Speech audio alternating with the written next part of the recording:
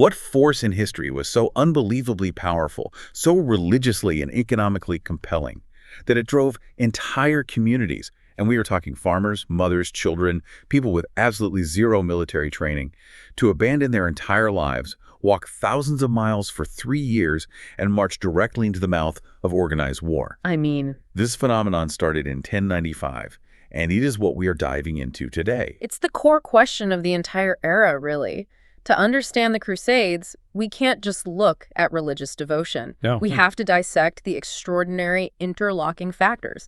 The faith, the geopolitical climate of, 3 major empires colliding, the economic drivers, the quest for status, and frankly, the stunning, sometimes savage contradictions inherent in every single step of the journey. That is exactly our mission. Yeah. You shared with us a remarkable stack of sources covering the Crusades, primarily the first 3, and our goal is to execute an extensive, detailed deep dive, distilling the essential knowledge you need to be well-informed. We want to analyze the core motivations, the faith, the fear, the hope, but we also want to zero in on the extraordinary, granular detail captured by the chroniclers.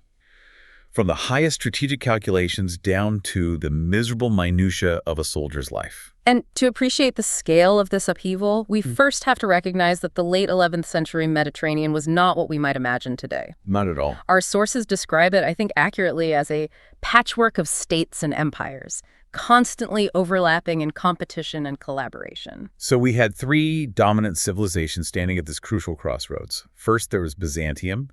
They were the proud, sophisticated heir to the old Roman world, stretching across the Balkans and Asia Minor. They were powerful, incredibly wealthy, but they were perpetually under immense, crushing pressure, especially from the east. Which brings us to the vast Islamic world. This civilization covered territories stretching from Spain all the way to Central Asia. However, the term Islamic world is, well, it's dangerously monolithic here. Right, it's not one thing. Not at all. It was profoundly fragmented. Crucially, you had the Shia Fatimids holding power in wealthy Egypt, and then you had the rising prominence of the Seljuks Turkic nomads who had newly embraced Islam and were expanding rapidly, especially into Anatolia and Syria. And then the third player, the Latin Christian West. That's the Europe we often think of as medieval. Yeah. But our sources stress this was a restless, dynamic society defined by massive population growth, new agricultural output, and a heavily militaristic feudal system. Lords were constantly raising armed followings, often fighting each other over, petty grievances. It's a society primed for conflict. Absolutely. It needed an external focus. And what's truly essential to grasp here is that this wasn't 3 isolated worlds. Pilgrims, merchants, and envoys were constantly crossing borders, carrying goods, sharing knowledge, and generating grievances. Cooperation and hostility were 2 sides of the same coin. Exactly. Maintained through trade and, just pragmatic diplomacy. And the most visible driving link between these worlds was pilgrimage. By the mid-11th century, it was arguably the single most important physical expression of piety in Western Europe. Oh, absolutely. Jerusalem was the apex, the ultimate goal, but Rome and Santiago de Compostela were also major destinations. The physical act itself promised divine forgiveness, a genuine cleansing of sin. People would genuinely mortgage entire estates or sell almost everything they owned just to fund the trip. And the hardship, the starvation, the illness, that was the devotion itself. It was a form of penance. For centuries, Muslim rulers had generally tolerated access to Jerusalem. It brought commerce, tax revenue, diplomatic connections. But the safety of that access, which was purely pragmatic, began to look increasingly uncertain once the expansionist Seljuk Turks pushed into the Near East. Right. Their conflicts with other, older Muslim dynasties created deep regional instability. Christian travelers began reporting increasing harassment, and security on those routes became unpredictable. This is the exact geopolitical vulnerability that Pope Urban II recognized and, frankly, exploited. And that takes us directly to the absolute moment of inception, the Council of Clermont in 1095. Urban II was meticulously prepared. He really was. He conducted a strategic tour of France, consulted high-ranking clergy, the Archbishop of Lyon, the Abbot of Cluny, all of it leading up to this grand announcement at Clermont. The initial sort of technical context was a very specific military plea from the Byzantine Emperor Alexius the Komnenos. Yes. Alexius needed Western mercenaries, soldiers, to help him reclaim lost Anatolian territory from the Seljuks. But Urban II was far too shrewd to limit himself to just providing hired muscle. No, much bigger vision. He used this political need as a foundation for a much, much broader vision. And that broader vision was revolutionary. Urban framed the campaign not as helping Byzantium, but as a chance for those restless, warring Western knights to redirect their violence toward a sacred goal. Stop the internal wars. Exactly. Stop the destructive internal wars, which the church was constantly trying to regulate, and channel that military energy outward. And the political dimension here just cannot be overstated. This was a calculated move to immensely enhance papal authority, positioning himself as the leader who could mobilize all of Christendom. Elevating the papacy above the squabbling secular rulers of Europe. Absolutely. He was offering a genuine path to peace in Europe by exporting the violence. And the spiritual bait was just irresistible.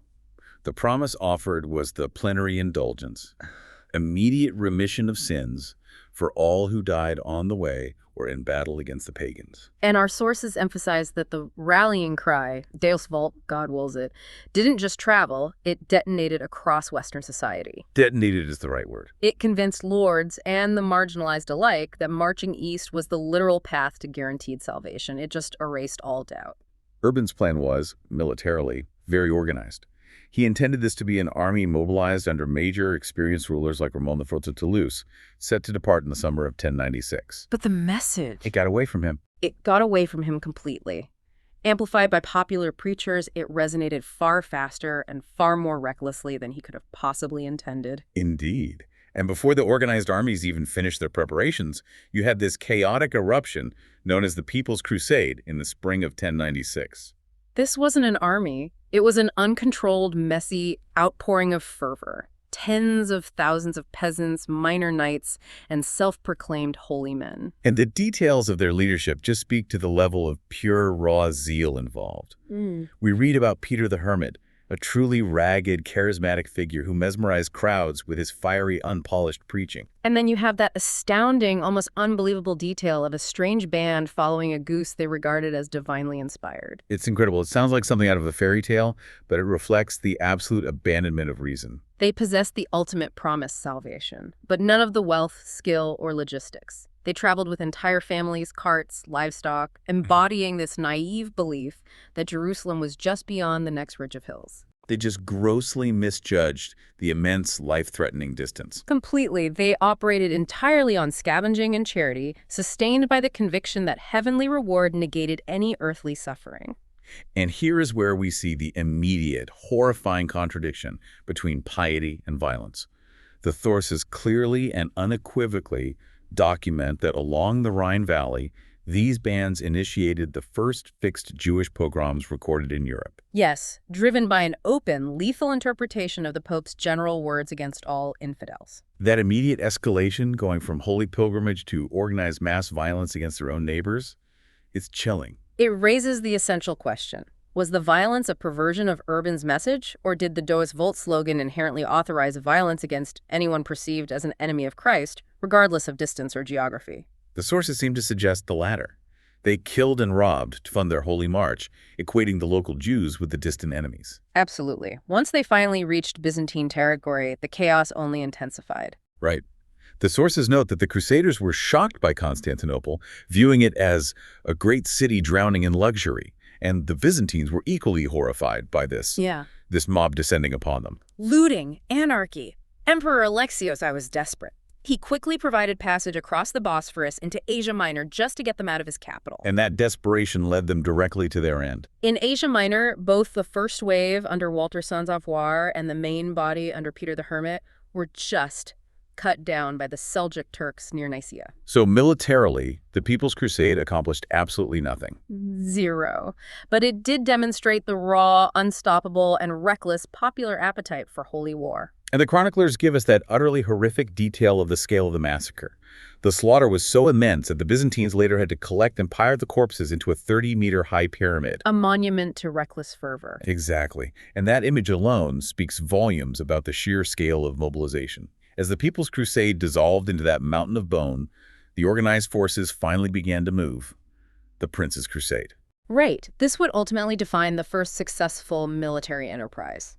So the Prince's Crusade began gathering in the final months of 1096.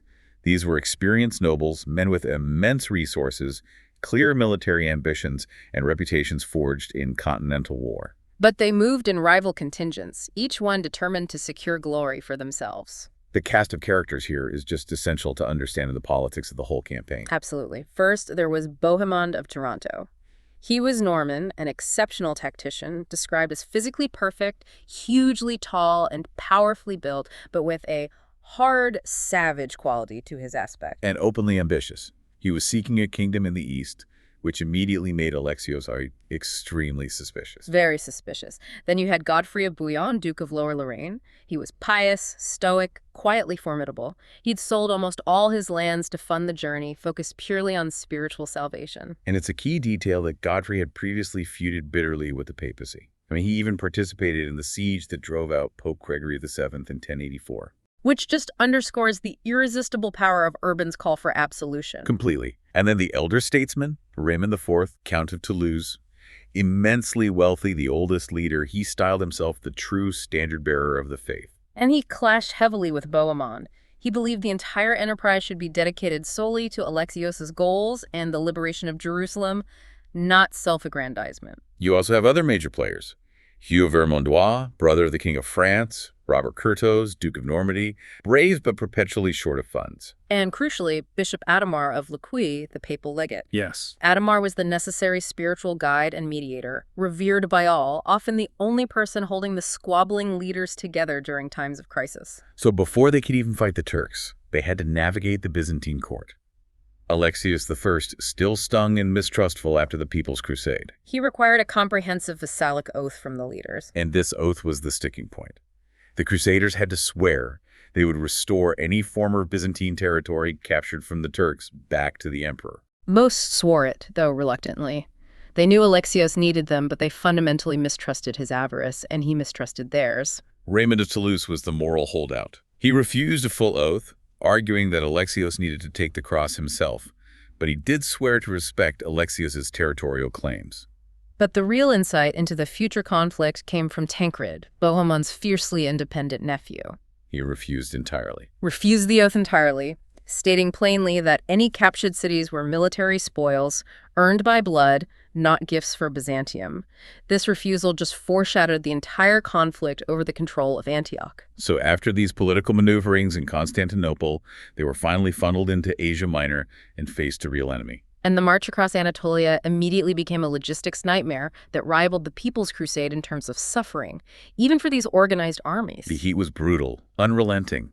Sultan Kilij Arslan employed effective scorched earth tactics, burning crops, deliberately spoiling water sources. Which forced the Crusaders to spread out dangerously thin to forage. Our sources record that many perished, and those specific visceral details stand out. They resorted to desperate measures, like splitting open dead horses just to try and drink whatever liquid remained inside the carcass. Horrifying. The first major military test came at the Battle of Dorylaeum in June 1097. Right. The armies had split up to ease the critical supply issues. Bohemond and Robert Curthose leading, Raymond and Godfrey following a day behind. Bohemond's vanguard was ambushed by Kilij Arslan's forces, maybe 6,000 to 8,000 Turkish troops. And this ambush immediately exposed the devastating efficiency of Turkish tactics. Fast, mobile horse archers who could harass the slow, heavily armored Western knights endlessly without risking direct engagement. Bohemond, recognizing that he was about to be annihilated, executed a highly professional and really a counterintuitive defensive maneuver. He ordered his heavy knights to dismount. Exactly. Negating their charge, but making them an impenetrable wall. They gathered all the non-combatants and foot soldiers, including women who took up the critical task of carrying water to prevent dehydration, into the center of the camp for protection. They were systematically driven back by the arrow volleys, but they managed to reach marshy riverbanks. And this proved to be the absolute critical piece of terrain. The soft, marshy ground negated the Turkish cavalry's charging advantage. For hours, the Crusaders held a tight, impenetrable infantry formation against continuous arrow bombardment. The battle turned dramatically when Godfrey and Raymond arrived. Yes, Raymond's forces in particular launched a decisive surprise attack on the Seljuk flank. Caught between two massive forces and unable to use their cavalry advantage in the marsh, the Seljuks were shattered. The victory was astounding. It forced Kilij Arslan to abandon his richly supplied camp and retreat deep into the interior. Dorylaeum proved two things. First, that organized Latin armies, even when surprised, could prevail through iron discipline and heavy armor. Second, it revealed the necessity of constant unified cooperation between the rivals. Something that would immediately dissolve as they approached their next goal, Antioch. The ultimate hurdle. They settled around the city in October 1097, and you have to understand, this city was designed to be impregnable. Vast, strategically crucial, with massive circuits of walls stretching for miles, protected by hundreds of towers. All commanded by Governor Yagisian. The Crusaders immediately settled into an 8-month siege, a horrific ordeal of attrition. The suffering became almost unbelievable. By the deep winter, knights were selling their armor or weapons just to buy a single loaf of bread. Horses were slaughtered for meat, and chroniclers record the unthinkable measures taken to stave off death, such as boiling down old leather to make some kind of survival soup. And the sheer exhaustion and starvation led to widespread desertion. Even Peter the Hermit, back with the army after his earlier disgrace, tried to flee. He became a rope fugitive, but was recaptured by Tancred and shamed into returning. This was organized starvation, worse in some ways than the disorganized chaos of the People's Crusade. Inside the city, desperation was also mounting, and Bohemond, ever the pragmatic tactician, exploited the situation perfectly. He established secret communication with an Armenian covert named Firuz, who controlled a vulnerable section of the walls. On the night of June 3rd, Bohemond orchestrated a brilliant ruse. A large detachment feigned a foraging expedition, lulling the garrison into thinking the threat had diminished. Under the cover of darkness, they snuck back. Firuz opened the gate, and Antioch fell in brutal, bloody street fighting.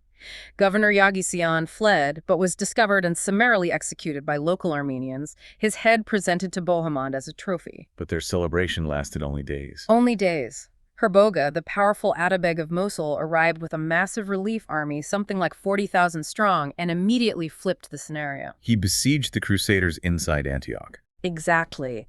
They were trapped again, with the citadel still held by Muslim forces, and this immense new army surrounding them outside. Food was again scarce. Annihilation felt certain. It's at this point that military strategy fails and religious fanaticism, driven by sheer desperation, takes over the narrative with the story of the Holy Lance. Yes.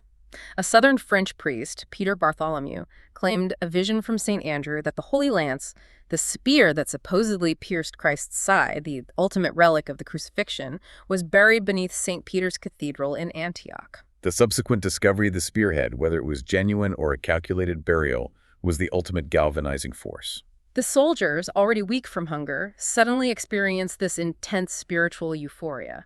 The discovery, real or manufactured, immediately raised morale from absolute 0 to 100. They marched out unified, with the Holy Lance carried into battle. And Kerboga, whose massive coalition was already fracturing due to intense rivalries among his subordinate lords, made a critical strategic error. He waited. He chose to wait for the entire Christian army to deploy out of the narrow gate instead of striking them while they were forming up. He wanted a single, grand, crushing stroke. But the Crusaders, driven by divine fervor and now battle-tested by years of endurance, held their ground. Their heavy infantry maintained that unbreakable formation against the fierce barrage of Turkish arrows. And the subsequent coordinated charge shattered the Muslim coalition.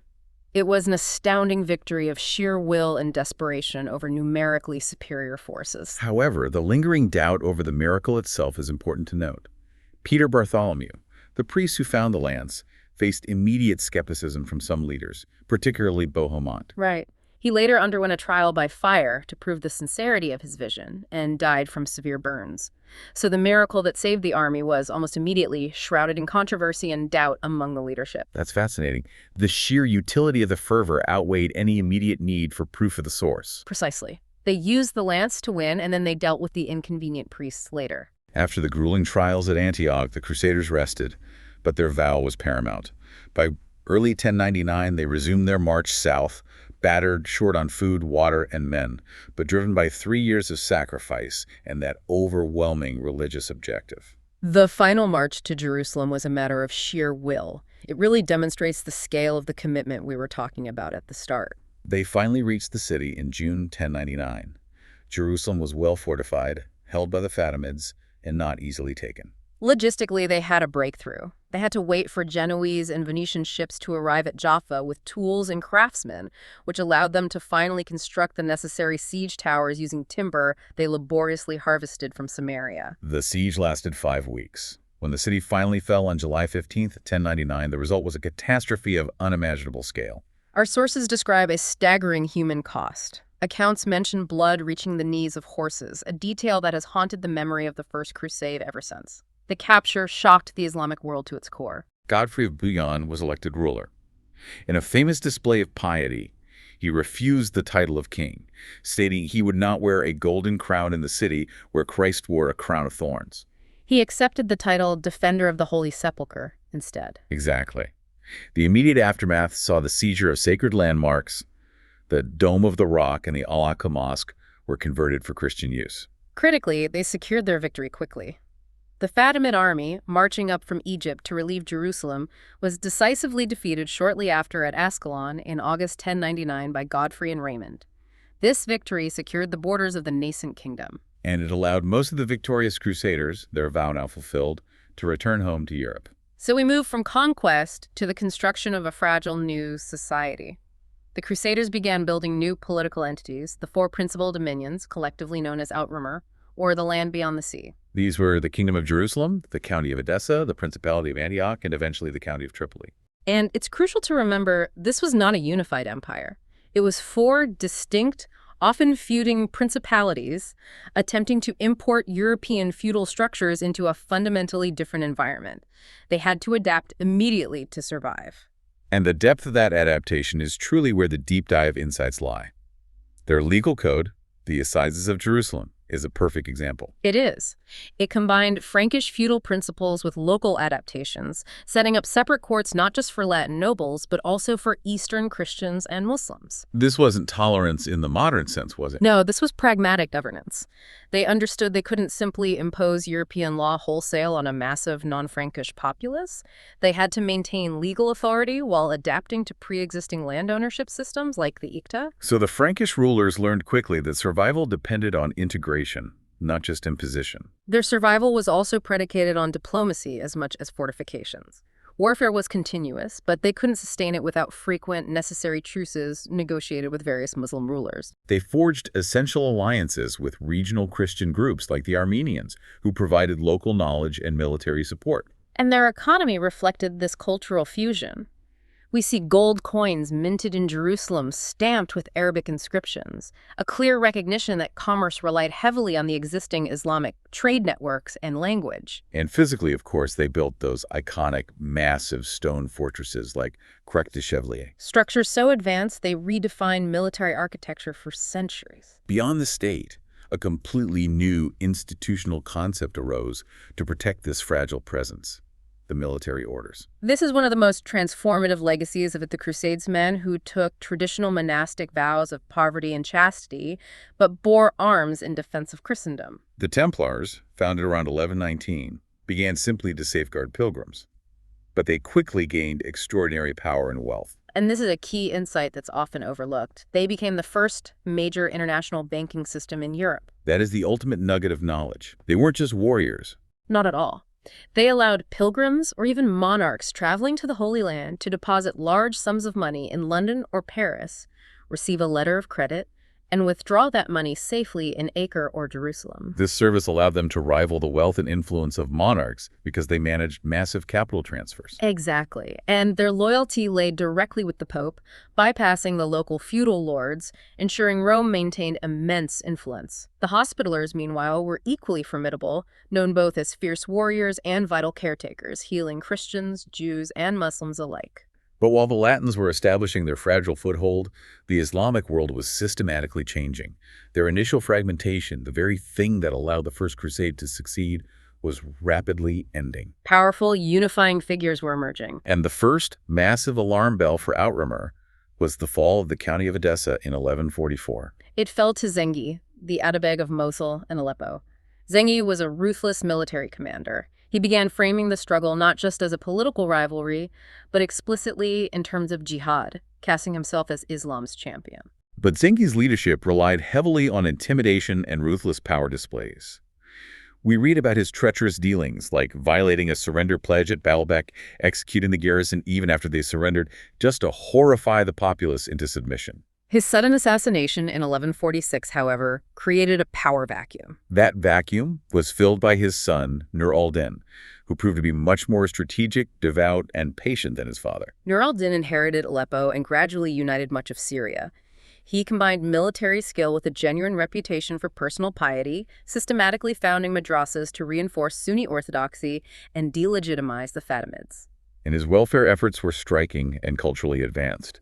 He established a public hospital in Damascus that included dedicated treatment for mental health, a concept described by chroniclers as far ahead of its time compared to contemporary European care. He presented himself as the true champion of Islam, systematically isolating the Franks and, crucially, grooming the future leader of the struggle, Saladin. The fall of Edessa in 1144 was the direct catalyst for the next massive European response, the Second Crusade.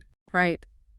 Pope Eugenius III issued the formal call, but the immense outpouring of fervor came from St. Bernard of Clairvaux, the revered Cistercian abbot. His sermons, delivered across Europe, gave the crusade undeniable legitimacy. Bernard cast the crusade as a gift from God, emphasizing the feudal obligation of powerful vassals to protect Christ's domain. The response was immediate and unprecedented. The campaign attracted the kings themselves, Louis VII of France and Conrad III of Germany, which raised expectations that logistics and military superiority would far outshine the First Crusade. What's often forgotten, though, is that the Second Crusade was the first truly international multi-front project of the Crusades. It encompassed conflicts that had very little to do with Jerusalem. That's right. The first major front was the highly successful Iberian campaign. King Alfonso VII of Leon Castile and King Alfonso of Portugal secured papal sanction to extend the crusade to their ongoing fight against Moors in the peninsula. The Siege of Lisbon in 1147 was a massive victory. King Alfonso I secured help from passing Crusaders Flemish and English, primarily by offering an incredibly pragmatic, detailed, multi-generational treaty. They promised a share of the plunder, trading privileges, and lands if they chose to settle. This treaty-based approach dramatically expanded Portugal's frontier permanently. And King Alfonso VII, who ambitiously styled himself Emperor of all Spain, collaborated with Genoa, paying them 30,000 maravedis and granting them a third of all conquests to capture Almeria and Tortosa shortly thereafter. So the Iberian campaign was a strategic, resounding success. Absolutely. It directly led to the collapse of the Almoravid Empire on the peninsula. But in stark contrast, we have the Northern or Wendish Crusade, sanctioned at the request of Saxon nobles who wanted to fight the pagan Slavs, or Wends, dwelling between the Elbe and Oder rivers. And this campaign fundamentally shifted the nature of the Crusades permanently. It defined the aggressive, territorial nature of the Northern Crusades for centuries. And St. Bernard, despite his initial focus on liberating Jerusalem, insisted on a strikingly harsh zero-sum maxim here. He explicitly forbade truces until such a time as by God's help they shall be either converted or wiped out. That is a staggering detail. It's a complete deviation from the traditional practice of permitting treaties and coexistence with non-converted Muslims. It established a precedent that linked spiritual reward directly and violently with territorial expansion in Europe, effectively sanctioning genocide if conversion failed. And the Saxons were focused entirely on land acquisition, not piety. They openly discussed the wealth of new conquests. The Wends, under Prince Nicolot, launched a preemptive attack on Lübeck. The ensuing Saxon siege of Dublin devolved into a costly stalemate. The Saxons often preferred simply to ravage the land for tribute rather than undertake permanent conquest. So while the campaign was largely a missionary failure, resulting only in token baptisms, it was a definitive territorial success for the local marcher lords. But the core action, the Levant campaign led by the two kings. A disaster. A total disaster, largely due to a profound failure of logistics and communication. Conrad III and his German army, despite the obvious lessons of the People's Crusade decades earlier, divided their forces and proceeded inland across Anatolia. A tragic repeat of history. They faced poor logistics, harsh terrain, and were ambushed by Seljuk forces near the original Dorylaeum site. Conrad lost nearly his entire force and was forced to retreat, severely wounded in body, spirit, and reputation. The King of Germany retreated back to Constantinople, nursing a painful defeat. Louis VII of France fared little better, though his problems were uniquely political. He was accompanied by his beautiful, extravagant Queen Eleanor of Aquitaine and her large, elaborate entourage, which critics openly accused of turning the campaign into a court on the move. And the French army proved difficult to control, leading to constant foraging and clashes with the locals and Byzantines. Louis, despite his original desire to travel overland, suffered continuous harassment from Turkish forces along the coastal route. Near Adalia, the situation became so dire that he was pressured by necessity to abandon his infantry and non-elite troops. He sailed only with his knights to Antioch. Yes, a decision that caused immense, lasting damage to his morale and leadership reputation back home. When Louis finally reached Antioch, his host, Raymond of Poitiers, Eleanor's uncle, urged him to strike at Nur al-Din's Aleppo, pointing out that the Zenkids were politically fractured at the time. Sound strategic advice. Very sound. Aimed at securing the Northern Crusader states, and Queen Eleanor strongly supported this move, even threatening to seek an annulment if Louis refused. But Louis prioritized his personal pilgrim vow to reach Jerusalem above military strategy. He refused the advice, placed Eleanor under house arrest, and marched south, essentially committing a fatal political and military blunder. The combined Christian forces, now joined by the defeated Conrad, made the final, controversial decision to attack Damascus in 1148. Despite the fact that Damascus had previously been an occasional ally against Zengi and Nur al-Din, they anticipated a quick surrender. It was a catastrophic miscalculation built on arrogance. The siege lasted only 4 days. Their strategic repositioning was betrayed, possibly by local Frankish lords who feared the expansion of foreign kings. And the city was expertly prepared, having secured the immediate help of Nur al-Din. The resulting humiliating defeat convinced Muslim leaders that compromise with the fragile Crusader states was utterly futile. They had unified the Islamic forces not against Nur al-Din, but against themselves. The stage was set for total unification, which arrived in the form of Saladin. Saladin, or Salah al-Din Yusuf ibn Ayyub, took the mantle. He unified Egypt and Syria, successfully presenting himself as the true champion of Islam, following Nur al-Din's death. And he wasn't just a military genius, he was a sophisticated administrator. Saladin was the master of the long game.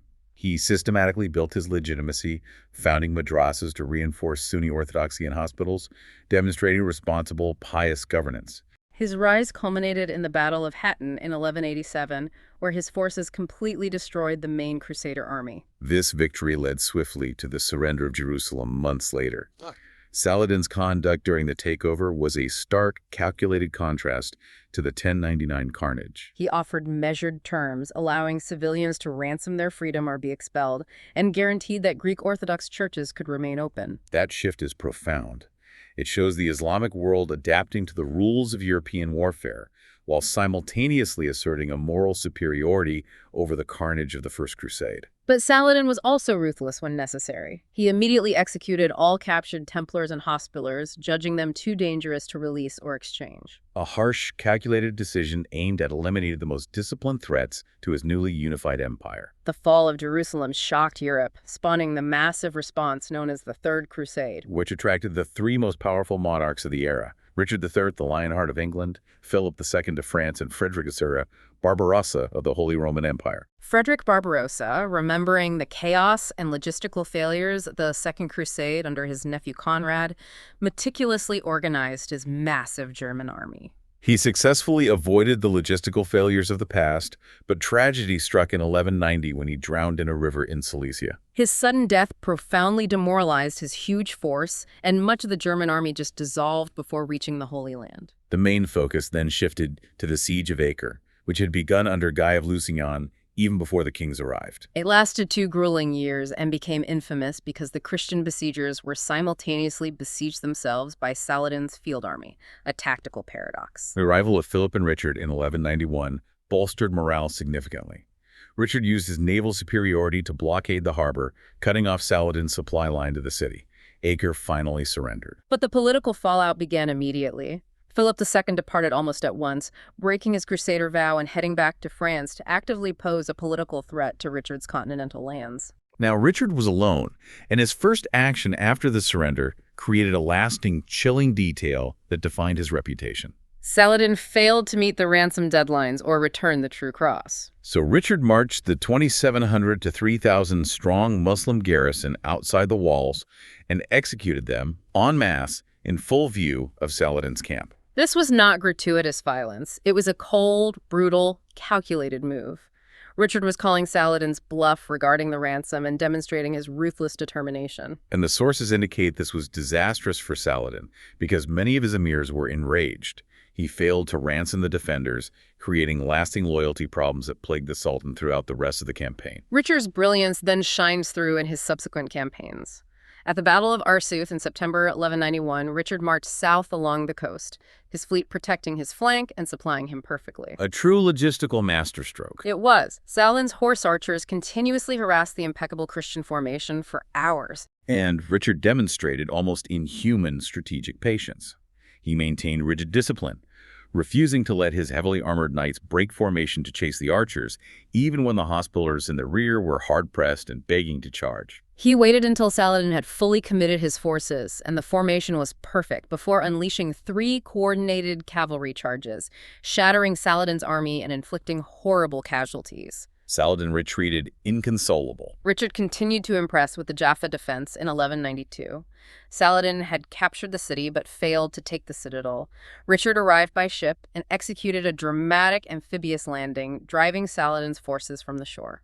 Days later, Saladin returned with 10,000 troops, vastly outnumbering Richard, who commanded a tiny force of only 10 and 20 mounted knights. So Richard organized his infantry into a disciplined shield wall of spearmen, protected by devastating crossbowmen, a weapon the Pope had actually banned for use against Christians. But brutally effective against the enemy cavalry, taking out horses and men with lethal precision. And Richard's personal valor and tactical ingenuity, despite the tiny numbers, demoralized the Muslim host entirely, forcing Saladin to retreat once more. Saladin's own biographer records the English king rode his lance from one end of the Muslim line to the other, and nobody challenged him. A moment of singular, defining heroism. Despite these stunning battlefield victories, Richard was ultimately a pragmatist. He advanced to within sight of Jerusalem twice, but refused to besiege it. He correctly argued it lay too far inland, supply lines were too stretched, and Saladin was too strong in Egypt to hold the city permanently. He prioritized the coastal strongholds like Ashkelon and Jaffa as the necessary keys to the kingdom's long-term survival. The resulting Ramla Treaty in 1192 secured a major strategic success for the Christians.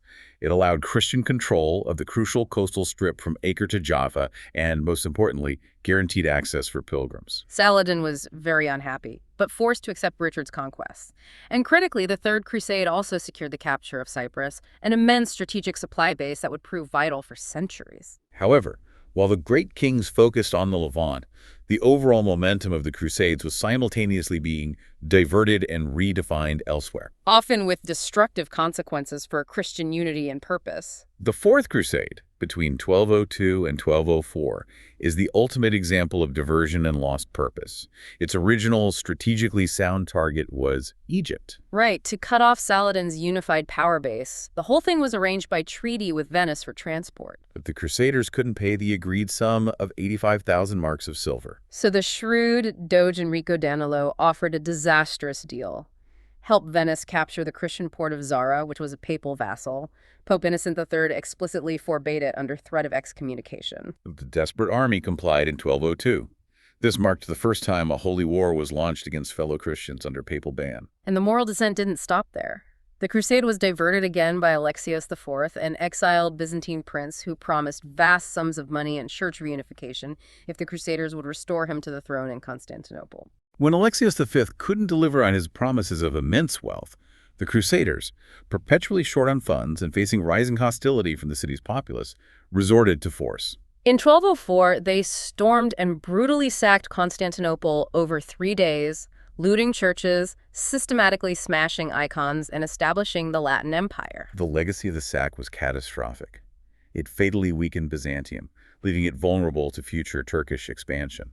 And most importantly for religious history, it permanently deepened the schism between the Catholic and Orthodox churches. A cultural and political wound that has never truly healed.